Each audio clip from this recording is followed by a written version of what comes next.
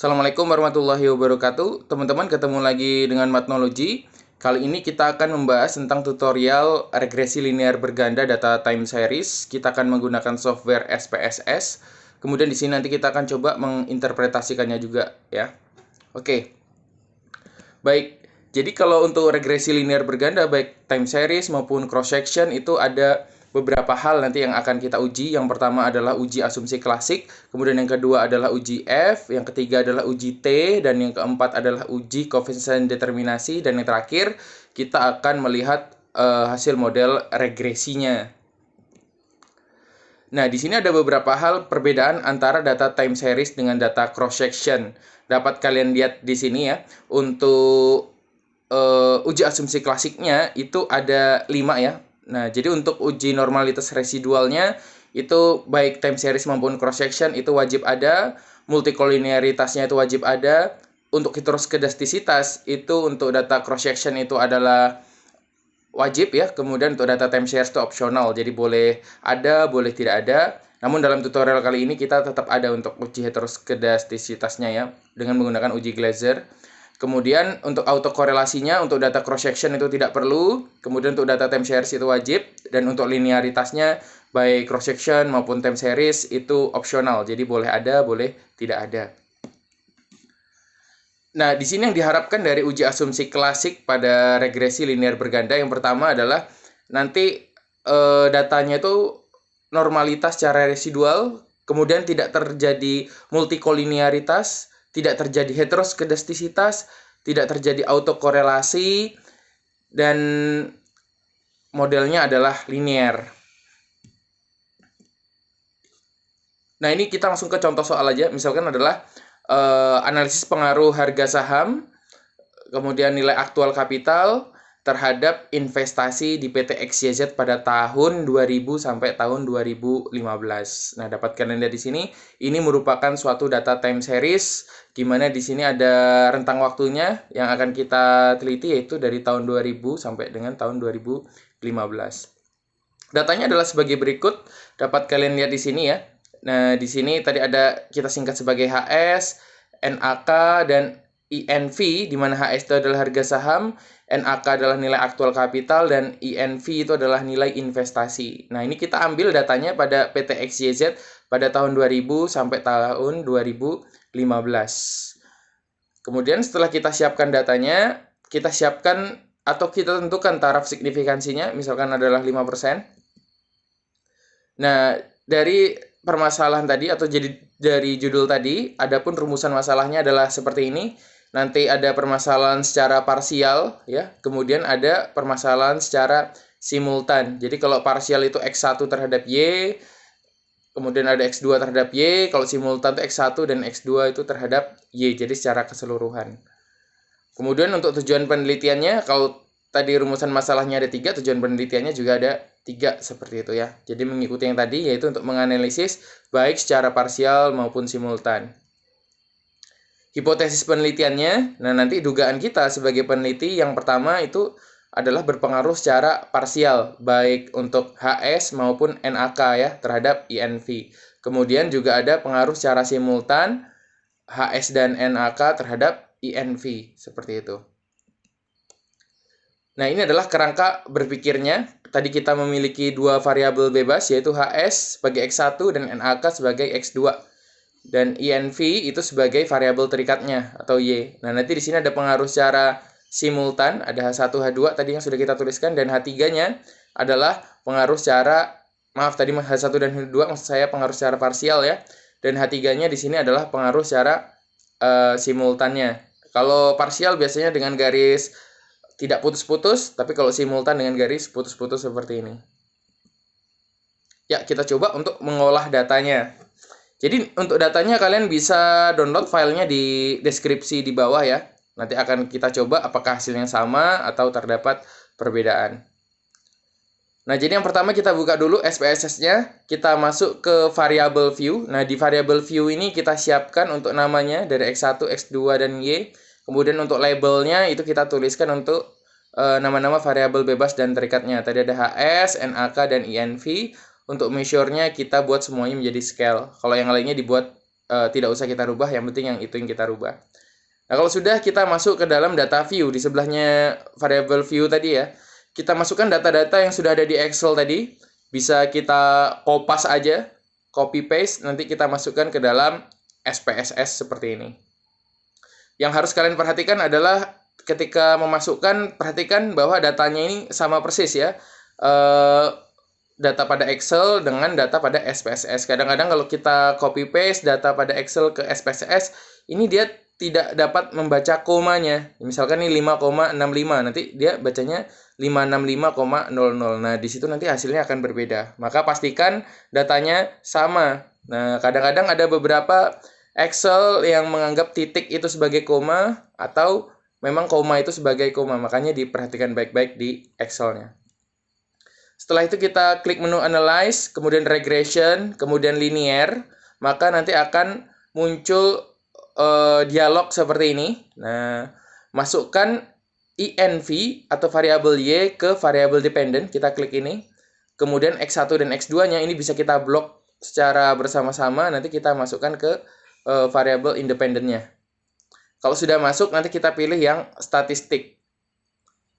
Kalau sudah kita klik statistik, maka akan muncul dialog seperti ini. Kita centang ya, yang estimates, model fit, R-square, collinearity, sama Darwin-Watson-nya, kemudian continue. Maka akan muncul seperti ini lagi, jangan oke dulu. Kita pilih plots, maka akan muncul seperti ini.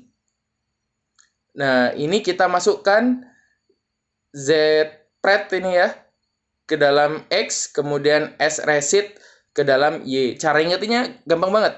Jadi kita lihat di sini, ini banyak banget daftarnya. Jadi yang nomor 2 dari atas, kita masukkan ke bawah, atau kita masukkan ke X. Dan yang nomor 2 dari bawah, kita masukkan ke atas, atau kita masukkan ke dalam Y. Nah, kalau sudah seperti itu, kita continue. Kemudian kalau sudah continue, jangan oke dulu, kita klik save ya. Nanti akan muncul seperti ini, maka kalian centang unstandardized-nya yang di residual. Nah, kalau sudah dicentang, kemudian continue, kemudian nanti oke. Hati-hati ya. Untuk unstandardized-nya tadi ini ada dua nih. Ada yang predicted values, ada yang residual. Kita pilih yang residual. Maka nanti akan keluar output. Kita abaikan saja outputnya. Kita kembali lagi ke data view. Dapat kita lihat di sini nanti ada kolom yang baru, yaitu residual underscore 1 ya. Nah, di sini adalah data residualnya. Nah, data residualnya ini nanti akan kita uji normalitas residualnya. Jadi dengan cara klik Analyze, kemudian non-parametric test, kemudian Legacy Dialogs, kemudian kita pilih One Sample Kolmogorov-Smirnov. Maka akan muncul kotak dialog seperti ini.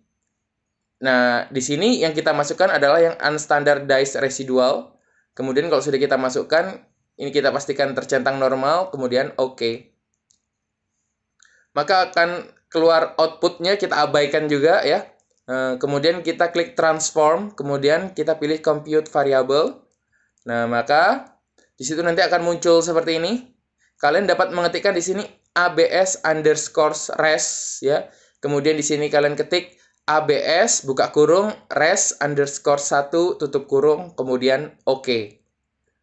Maka pada outputnya nanti kita abaikan juga ya. Kita lihat di SPSS-nya pada data view-nya, maka akan muncul kolom yang baru yaitu ABS underscore res seperti itu. Nah, ini sebenarnya apa sih gunanya kita munculkan ini? Yaitu nanti untuk uji Gleiser, untuk uji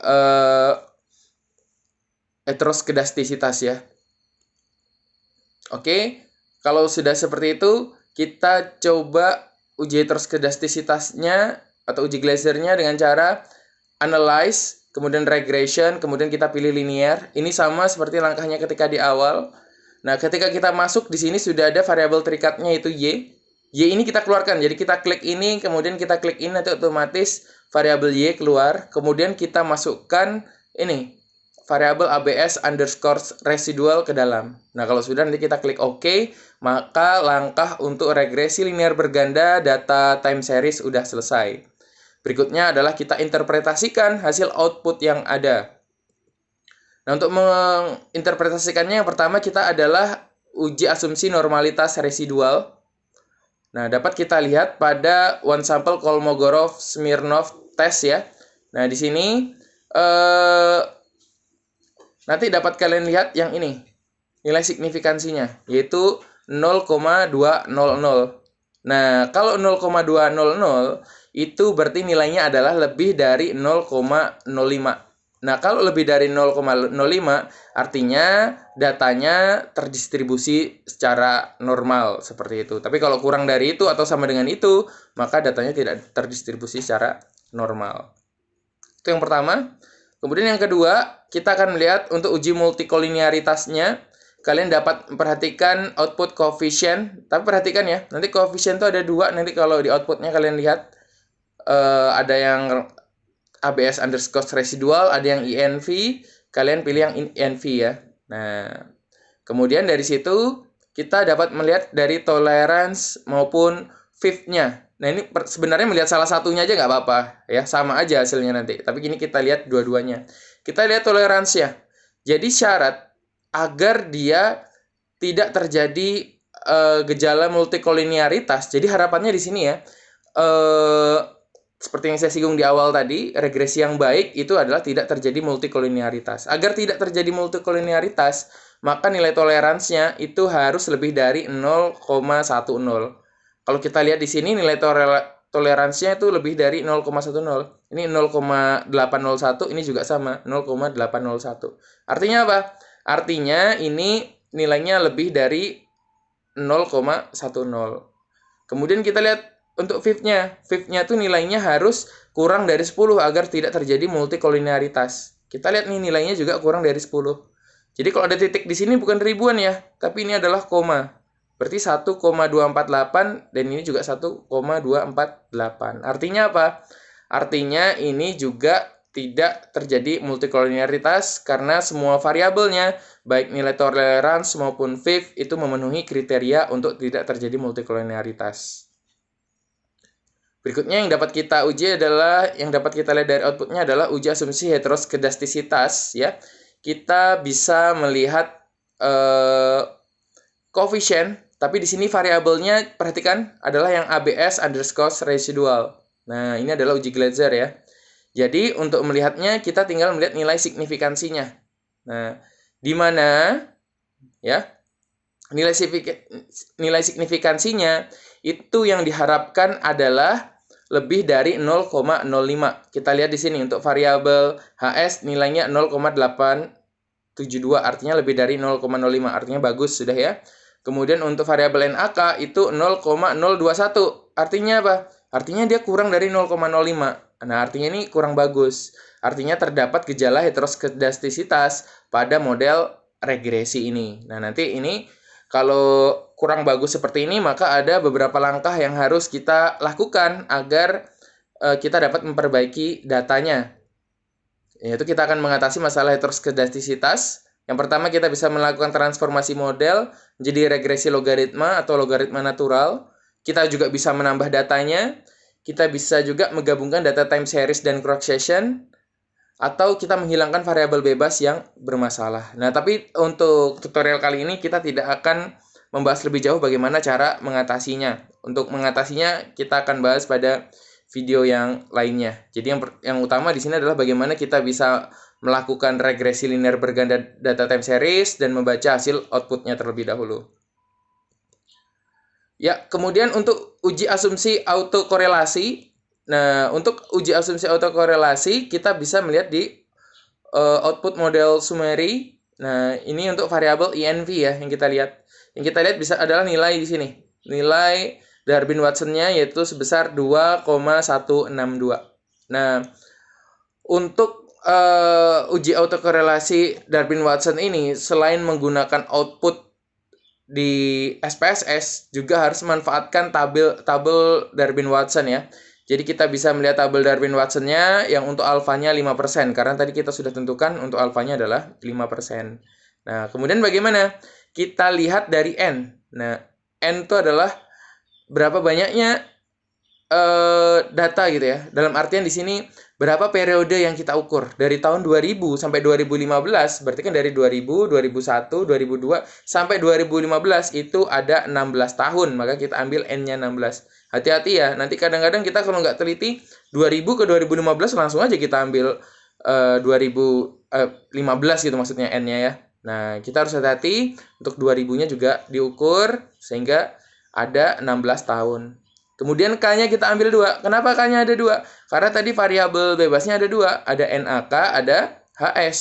Nah, maka kita ambil di sini, maka kita akan memperoleh nilai DL dan nilai DU.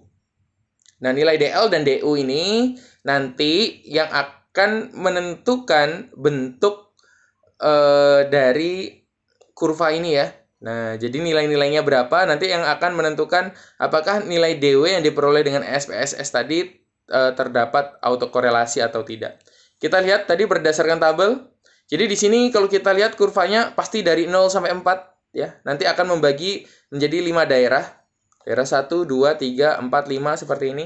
Daerah sini autokorelasi positif, autokorelasi negatif, di sini daerah ragu-ragu. Kemudian di sini adalah daerah tidak ada autokorelasi. Kita lihat tadi berdasarkan tabel ini tadi ya. DL-nya ini, DU-nya ini. Jadi DL-nya ini kita tulis di sini, DU-nya itu adalah ini, kita tulis di sini. Kemudian di sini kita tulis nilai dari 4 kurang DU. Berarti 4 dikurangi yang ini, sehingga diperoleh nilai ini, 2,4614. Kemudian di sini nilainya adalah 4 kurang DL. Nah, 4 dikurangi DL. DL adalah ini, sehingga diperoleh ini. Nah, dari sini, nanti kita akan menentukan apakah terjadi autokorelasi atau tidak berdasarkan nilai Darwin-Watson-nya. Nah, kita kembali ke data pada SPSS tadi. Nilainya adalah 2,162. 2,162, ini anggap aja seperti garis bilangan gitu ya. Posisinya kan ada di antara DU dengan 4 kurang DU. Antara 1,5386 dengan 2,4614. Artinya dia berada di sini nanti ini, nilai Darwin-Watson-nya. Artinya apa di sini? Artinya karena dia berada di sini, data ini tidak ada autokorelasi. Berarti ini udah bagus ya. Berikutnya adalah kita untuk uji signifikansi parsial atau uji T. Jadi di sini kita akan menguji atau melihat pengaruhnya secara parsial. Yang pertama adalah pengaruh saham. Kalian bisa melihat output coefficient ya.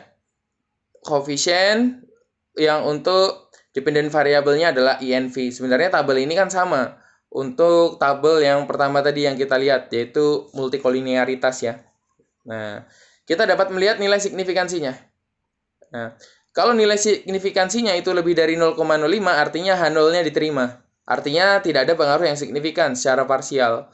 Tapi kalau dia sama dengan 0,05 atau kurang dari 0,05, maka dia terdapat pengaruh yang signifikan. Ya, nah, dapat kita lihat di sini untuk yang harga saham nilainya adalah 0,01. Artinya apa? Artinya kurang dari 0,05. Artinya terdapat pengaruh yang signifikan terhadap INV, investasi ya. Nah, karena tadi di sini variabel bebasnya ada 2, maka nanti pengaruh parsialnya juga ada 2 ya. Nah, ini yang pertama. Yang kedua adalah ini kita lihat nilai aktual kapitalnya terhadap investasi. Di sini nilainya adalah 0,000. Nah, ini juga kurang dari 0,05. Artinya apa? Artinya H0-nya ditolak. Artinya juga terdapat pengaruh yang signifikan secara parsial ya. Variabel NaK terhadap INV. Nah, udah ya, udah selesai untuk yang uji T-nya. Kemudian kita akan lihat output untuk menganalisis uji signifikansi simultan atau uji F-nya. Nah, untuk uji F kita dapat melihat pada output yang ANOVA. Nah, perhatikan, kita harus memperhatikan benar-benar kalau dependent variabelnya adalah INV ya. Nah, di sini dapat kalian lihat untuk H0, H alternatifnya seperti ini ya. H0-nya karena ada 2 ya berarti beta 1 sama dengan beta 2 sama dengan 0. Andaikan variabel bebasnya itu ada 3 berarti ya sampai beta 3 gitu. Kalau sampai 4 ya berarti sampai beta 4. Kita bisa melihat nilai signifikansinya. Nah, ini apakah lebih dari 0,05 atau tidak gitu ya. Ternyata ini kurang dari 0,05. Artinya apa? Artinya secara simultan, harga saham dan nilai aktual kapital itu berpengaruh secara signifikan terhadap investasi. Nah, itu adalah uji F atau uji pengaruh secara simultan. Kemudian kita dari output regresi juga bisa melihat uji koefisien determinansi. Nah, untuk uji koefisien determinansi, kita bisa lihat yang model summary ya. Ini untuk dependent variable-nya juga yang INV dapat kita lihat di sini. Nah, kita lihat yang ini, adjust R square. Nah, di sini nilainya adalah 0,898. Artinya apa? Ini kita kalikan aja dengan 100% sehingga diperoleh nilai 89,8%. Artinya, ya, nilai investasi itu dapat dijelaskan oleh kedua variabel independen. Nah, jadi kedua variabel independen tadi yang berupa NAK dan HS itu pengaruhnya sangat besar sekali, sebesar 89,8% terhadap investasi. Nah, kemudian untuk pengaruh yang lainnya gimana?